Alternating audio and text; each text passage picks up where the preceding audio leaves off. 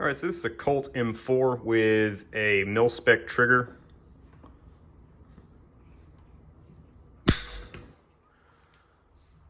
£5, 15.3 ounces.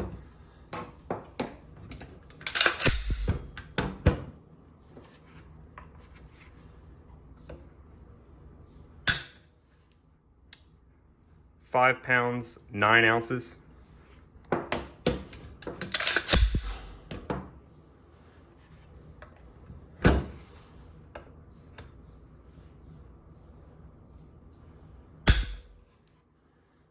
£5, 11 ounces.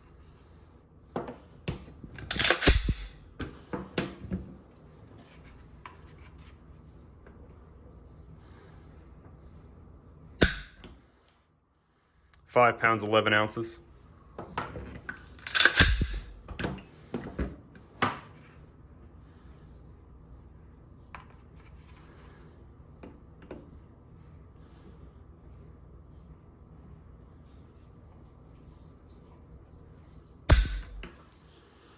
£6, 3 ounces.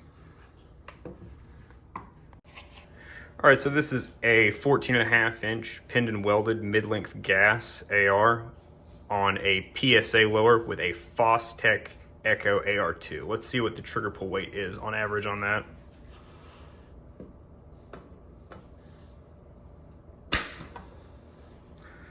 £2, 15.2 ounces.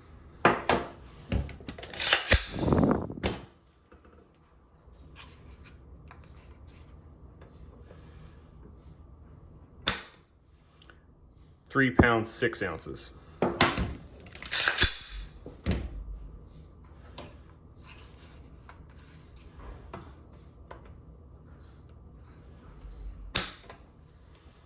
£3, 6 ounces.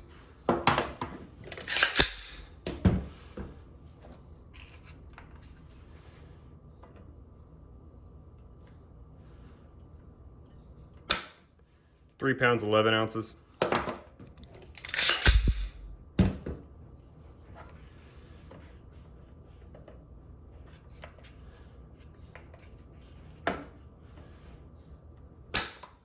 £2, 15 ounces. All right, so this is the same exact rifle, but it's been selected to the binary mode.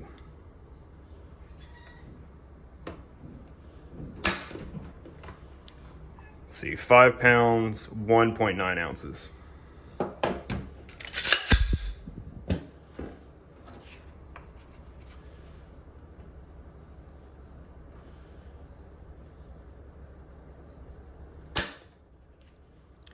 £5, 15.9 ounces, so basically 6 pounds.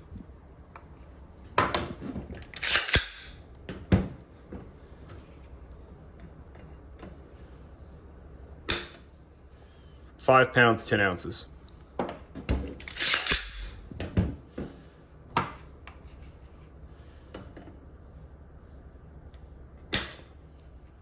£5, 12 ounces.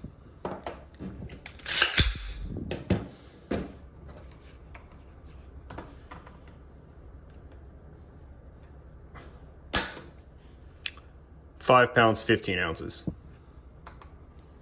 All right, this is a 12.5-inch carbine length gas system AR, and it's got a Fostech Echo AR2 in it, and this is an Aero Precision lower.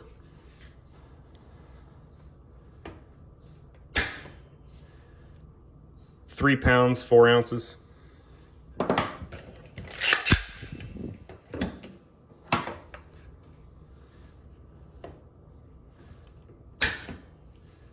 £4, 1 ounce.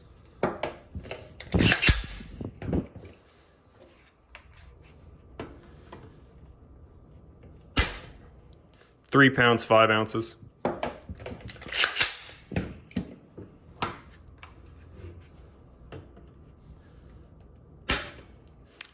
£4, 5 ounces.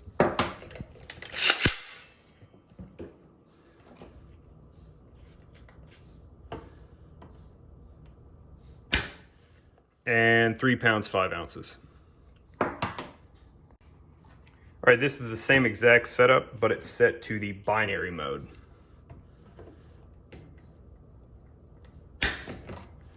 6 pounds, 9 ounces.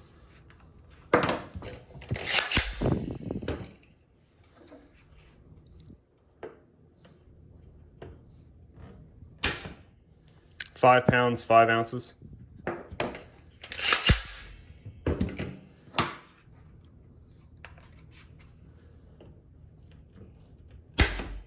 £6 pounds, 12 ounces.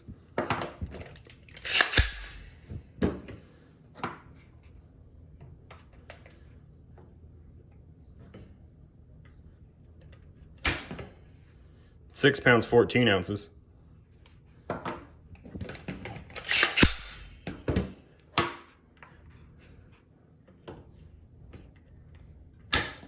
And 6 pounds, 11 ounces. All right, so if you get a Fostech Echo trigger, you're gonna spend close to $500. And if you're gonna spend that much money, I'd recommend you just go ahead and spend another $30 and get a Militia State Armory tuning kit that comes with a phosphor bronze bushing and a advanced master spring, and that's why these triggers are so light compared to what they're advertised as. They're advertised as having a semi-auto trigger pull of around 5 pounds and a binary of 8 to 9 pounds. And as you can see in the video, that they're much lighter than that. The secondary disconnect in binary mode is essentially the same weight as the initial trigger pull. So once you make the first break, you just simply sweep through and release, and your second shot will go off. You do have to pull back a little bit further to hit the secondary disconnect, but once you do that, you're all set. And what that means is you can get a very reliable 2-round burst, and it's much easier to simulate full auto fire. These triggers allow you to get a pretty consistent 2-round burst at the cyclet rate of your gun. That's kind of what I view these triggers as. They're really more of a burst mechanism. They're not so much full auto. You can definitely get them to be full auto if you put some rounds through them and know your trigger, because they're all a little different. This is a different generation slightly than this one. That's something that Fostech does. They'll do like running changes on the same design without ceasing production and making it a different generation. If you're going to buy a lower specifically to install a Fostech Echo trigger in it, I'd recommend one that has the extra little bit of material right here above the safety selector, the skinnier dimensions. Obviously, you're going to need a low shelf receiver. You cannot install one of these in a high shelf receiver. The trigger body itself will not fit. But to my knowledge, I think that's only Colt and Smith & Wesson nowadays. It's a high shelf receiver. And that's really more just to do with the installation. It keeps it more captive when you're trying to wiggle the trigger body around, because it's easier to install the trigger with the trigger lock already installed. As you can see, the PSA, it's more open. It's still a low shelf receiver. There's more movement in this. This particular lower has probably about 2,000 rounds through it with this trigger, and it's never had a malfunction that was a result of that wiggle. It's pretty much strictly just for install. It's easier. The tuning kit also makes it much easier to install the trigger lock.